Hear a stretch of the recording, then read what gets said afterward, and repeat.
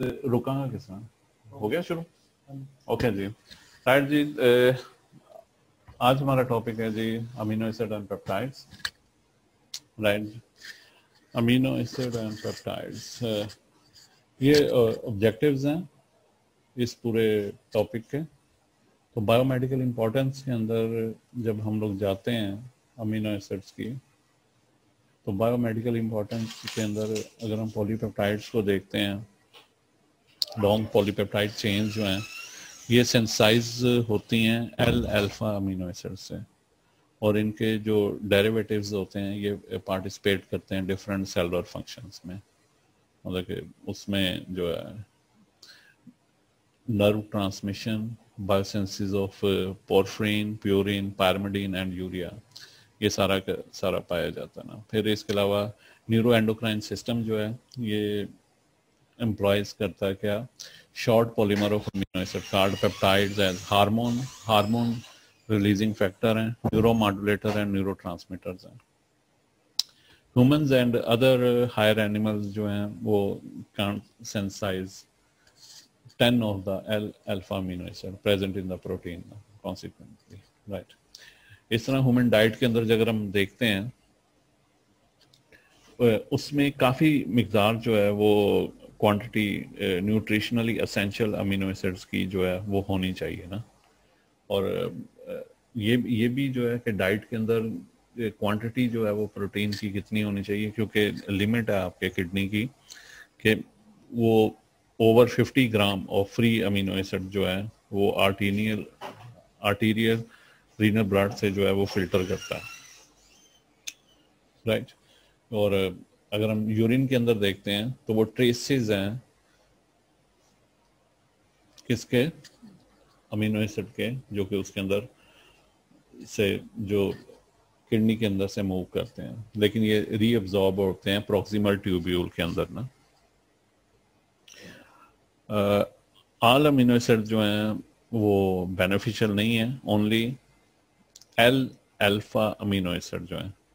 सम micro organism जो हैं ये सिक्रीट करते हैं mixture of D amino acid ना, राइट। किस्म के बैक्टीरिया जो है उसमें जो पेप्टाइड एग्जिस्ट करते हैं उसमें बोथ जो हैं D and L alpha amino acid जो हैं वो एग्जिस्ट करते हैं ना, और इनकी थेरापेटिक वैल्यूज भी हैं। मसलन ये पाए जाते हैं, इंक्लूड किए जाते हैं एंटीबायोटिक्स जो हैं उनके अंदर ना, बेसिट्रेसिन है, ड्रामेसिटिन है, right. And the anti tumour agent जो है ब्लियोमाइसिन, कि उसके अंदर जो है वो एग्जिस्ट करते हैं, राइट। लेग्यूम्स के अंदर जो है injection of certain amino acid जो है प्रेजेंट है in the seeds of legumes, right. Genus जो है लेथरस है इसके अंदर, राइट। और सर्टन अदर प्लांट सीड्स के अंदर भी अमीनो एसिड जो हैं वो पाए जाते हैं ना, जो कि न्यूरो डिजनरेटिव डिजीज के अंदर ये नेटिव ग्वाम जो है ये एक अमेरिका की स्टेट है, वहाँ पर जो है ये पाए जाते हैं सर्टन प्लांट सीड्स में, राइट। अब प्रॉपर्टीज ऑफ जो अमीनो एसिड जो हैं हमारे पास क्या है जी, कि जो जेनेटिक कोड होता है, जो न्यूक्लियोटाइड ट्रिपलेट्स जिसे हम लोग को क्या कहते हैं कोडान्स जो हैं, ये 20 अमीनो एसिड्स के लिए जो है वो एग्जिस्ट करता है। और अगर हम नेचर के अंदर देखें 300 मोर देन 300 अमीनो एसिड्स जो हैं वो पाए जाते हैं ना। सो प्रोटीन्स आर, जो प्रोटीन्स बनती हैं वो 20 के करीब अमीनो एसिड्स हैं, और 20 अमीनो एसिड जो हैं वो उनके कोडान जो हैं वो किसके ऊपर पाए जाते हैं, वो न्यूक्लियोटाइड्स के ऊपर जो है एग्जिस्ट करते हैं ट्रिपलेट की फॉर्म में। जैसे कि मैथ्योनिन है तो उसका जो कोडान है वो A, U और G है, पाया जाता है। इस तरह जो कई अमीनो एसिड, एक ही अमीनो एसिड के जो हैं एक से ज़्यादा जो हैं कोडान भी एग्जिस्ट करते हैं। अभी आगे जाके हम लोग उसको टेबल में देखते हैं ना, राइट जी। ओके, इसके बाद जब प्रोटीन की फॉर्मेशन होती है तो ये प्रोटीन जो है वो क्या या अमीनो एसिड जो है इनके करेक्टरिस्टिक अगर हम देखेंगे तो ये हाइड्रोफोबिक या हाइड्रोफिलिक इन नेचर होंगे ना। इसके अलावा जो some protein contain additional amino acid that arise by post translation modifications। Post translation modification में हमें पता है कि डीएनए से डीएनए बनने के अमल को हम रेप्लिकेशन कहते हैं, और देन डीएनए से आरएनए की फॉर्मेशन को हम लोग जो है ट्रांसक्रिप्शन कहते हैं, और फिर उससे नेक्स्ट जो प्रोसेस होता है कि जनाब ट्रांसलेशन का, कि उसमें प्रोटीन जो है वो सेंसिस होती है। पोस्ट ट्रांसलेशन मॉडिफिकेशन के अंदर आ जाता है कि जनाब आपकी जो मतलब प्रोलीन है, अमीनो एसिड है, लाइसिन है, ये पेप्टाइड के अंदर एग्जिस्ट करती है। तो प्रोलीन के कार्बन नंबर 4 के ऊपर अगर हाइड्रोक्सिलेशन हो जाए तो उसे हम लोग जो है कहेंगे 4 हाइड्रोक्सी प्रोलीन। एंड इसी तरह अगर लाइसिन के साथ हो जाए तो फिर हम उसे क्या कहेंगे 5 ये आ जाएगी 5 hydroxylysine. So conversion of peptidyl glutamate जो है, इसमें ग्लूटामेट जो है ये हमारे पास अभी जब हम इसके आर ग्रुप के लिहाज से इनके करेक्टरिस्टिक अमीनो एसिड्स के देखेंगे तो ग्लूटामेट जो है ये एसिडिक अमीनो एसिड के अंदर आता है।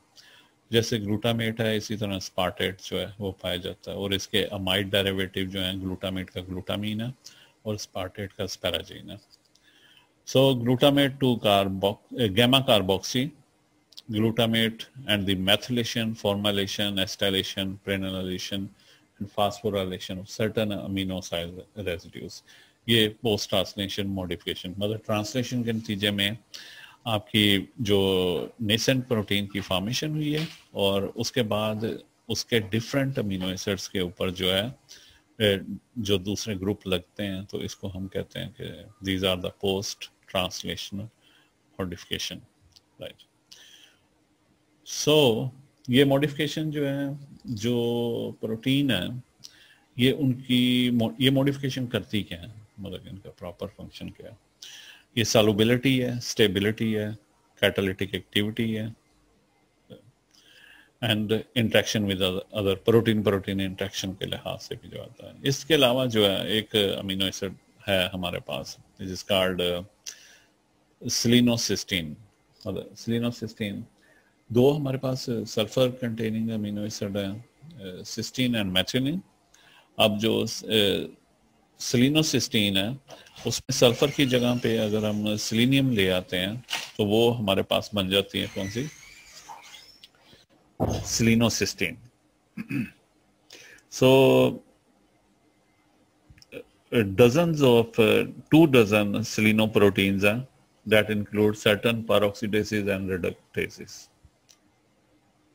मतलब ये जो कि इंसान के अंदर पाई जाती हैं। तकरीबन 2 दर्जन का मतलब 2 डजन मीन 12 + 12 24 ना, जो कि सर्कुलेट करती हैं प्लाज्मा के अंदर।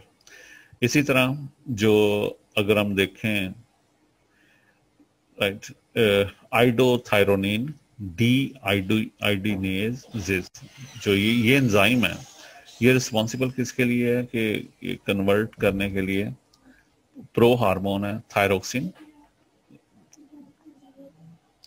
को, ये मतलब T4 को ये T3 के अंदर जो है कन्वर्ट करती है। प्रो हार्मोन थायरोक्सिन को थायराइड हार्मोन ट्राईआइडोथायरोनिन के अंदर जो है, तो जैसे इसका जो नेम इम्प्लाई करता है कि सिलीनियम एटम जो है, सिलिनोसिस्टीन की बात हो रही है कि सिलीनियम एटम जो है वो रिप्लेस कर देगा सल्फर को ना, right right.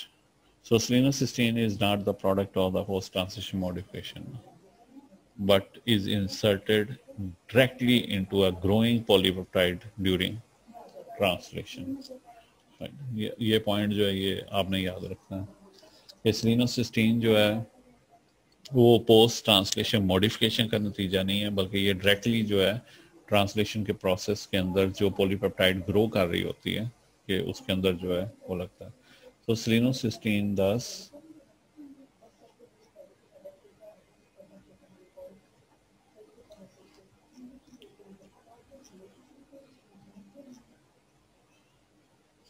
is commonly termed as the 21st amino acid now.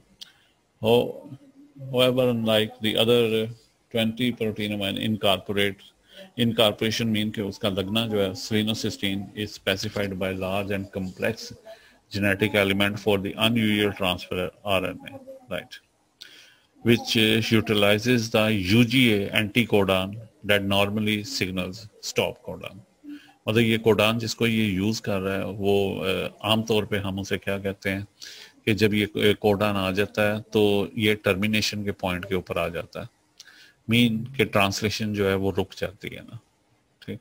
However, the protein synthetic apparatus can identify a selenocysteine specific UGA codon by presence of a accompanying stem loop structure. So selenocysteine in such an element in the UTR region कौन सा होता है? That's untranslated region of the messenger RNA, right?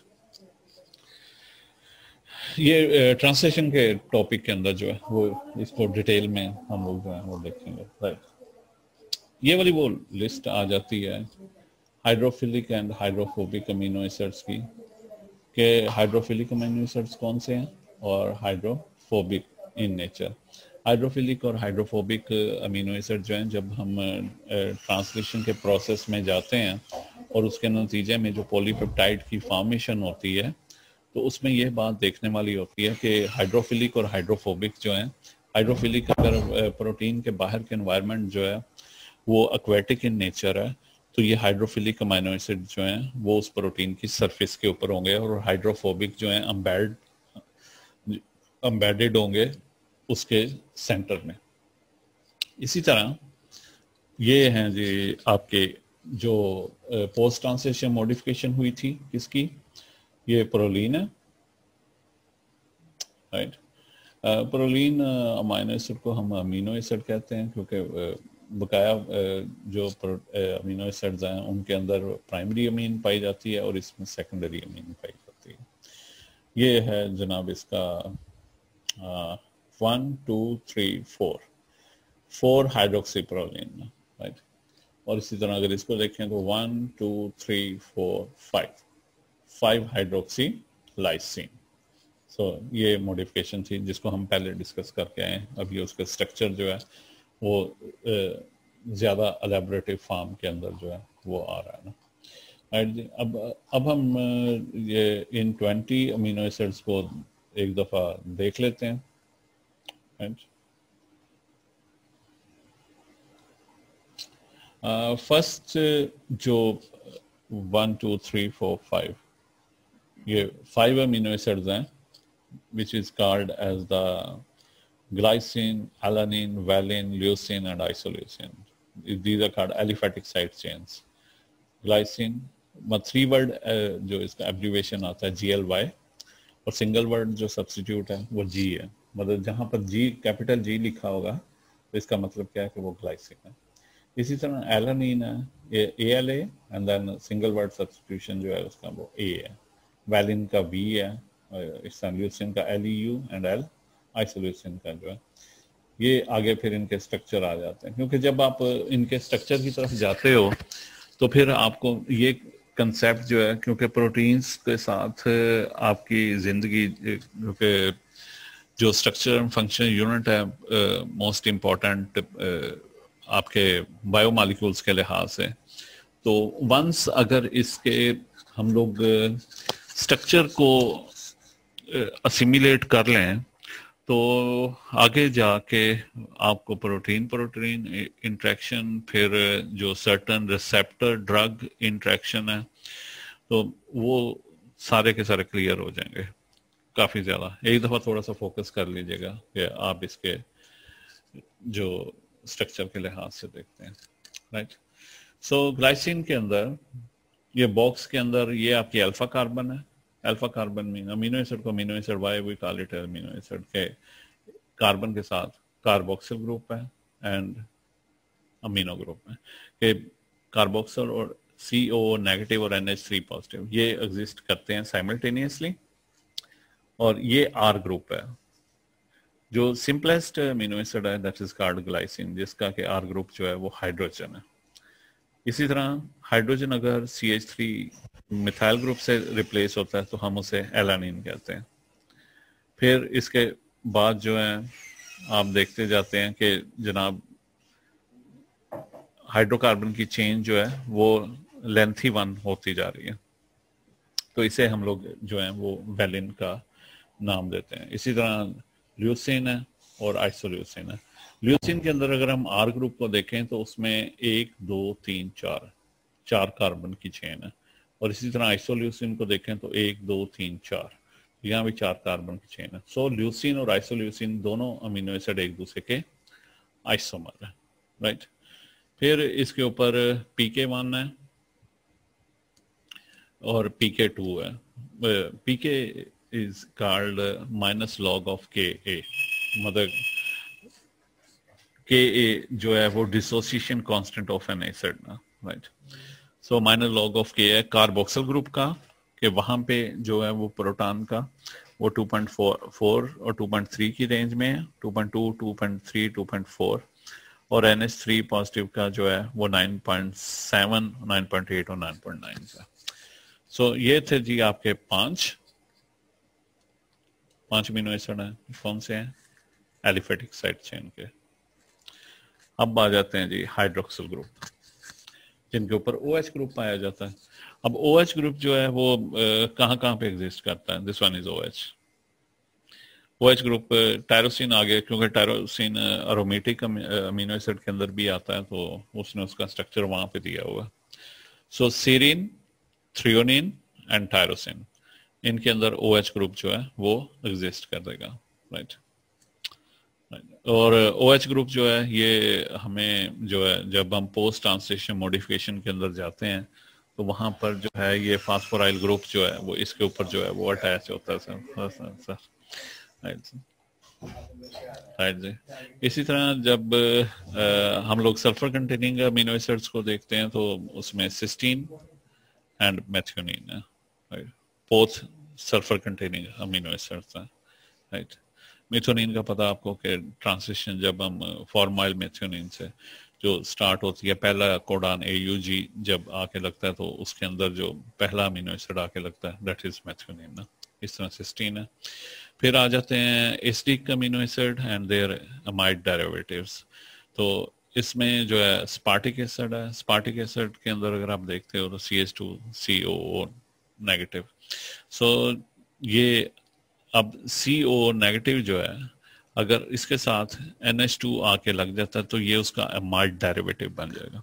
इसी तरह स्पार्टिक acid और स्पैराजीन जो है ये उसका अमाइड डेरिवेटिव है। इसी तरह ग्लूटामिक एसिड और स्पार्टिक एसिड में बेसिकली इन दोनों में डिफरेंस क्या है कि एक इसमें मिथिलीन ग्रुप जो है वो ज्यादा है ग्लूटामिक एसिड में।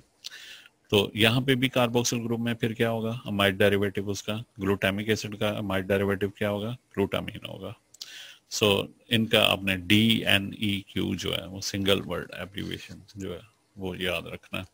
और ये मोस्टली जो है वो किस में आ जाते हैं? ये आपके अलिफ, यस, ओके।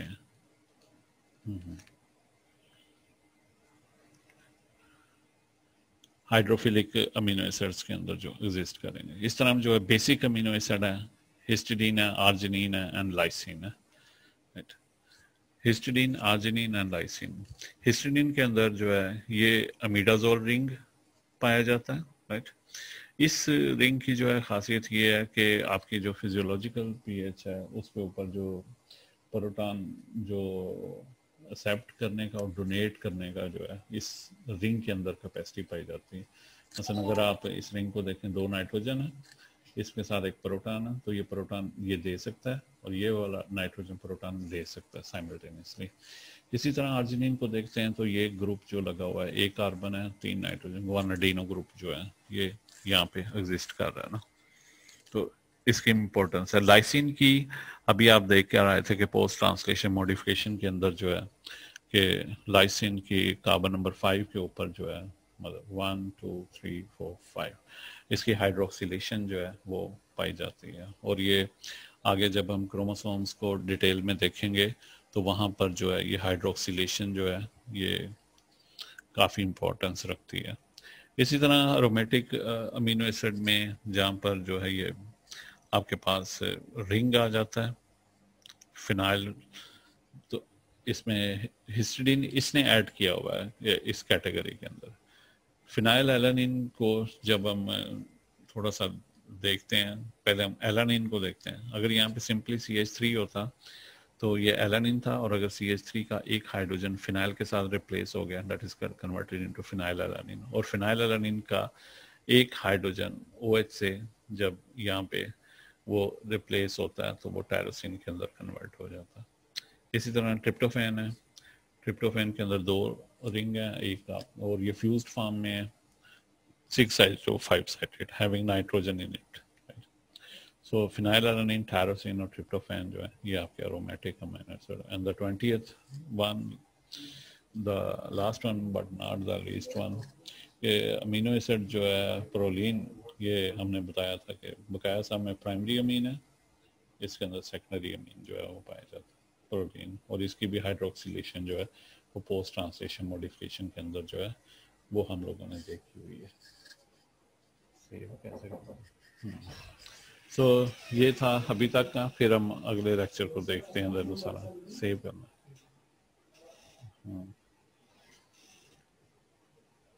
स्टॉप।